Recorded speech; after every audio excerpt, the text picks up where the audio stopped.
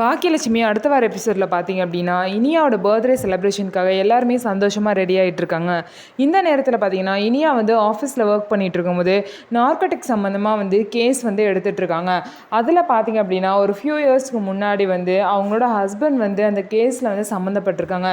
இது தெரிஞ்சோடனே இனியாவுக்கு பார்த்தீங்கன்னா ரொம்பவே ஷாக் ஆயிடுது. இதை போய் அழுதுகிட்டே இனியா வந்து அவங்க அப்பா கிட்டே சொல்கிறாங்க, பர்த்டே ஃபங்க்ஷன் நல்லபடியாக நடக்கணும்னு சொல்லிட்டு. பர்த்டே ஃபங்க்ஷன்லாம் முடிஞ்சதுக்கப்புறம் எல்லா விஷயத்தையும் பார்த்தீங்கன்னா இனியா வந்து கோபி கிட்ட போய் சொல்கிறாங்க. கோபி வந்து இதை கேட்டோன்னு பார்த்தீங்க அப்படின்னா அவங்க சம்மந்தி கிட்ட போய் சண்டை போடுறாங்க. இந்த விஷயத்தெல்லாம் எதுக்கு மறைச்சு கல்யாணம் பண்ணீங்க? என் பொண்ணோட வாழ்க்கை பற்றி நீங்கள் கொஞ்சம் கூட நினச்சி பார்க்கலையா? நான் என் பொண்ணை இப்போயே வந்து என் வீட்டுக்கு கூட்டிகிட்டு போகிறேன், இனிமேல் அவங்க இங்கே வாழவே மாட்டா அப்படின்னு சொல்லிட்டு கோபி சொல்கிறாங்க.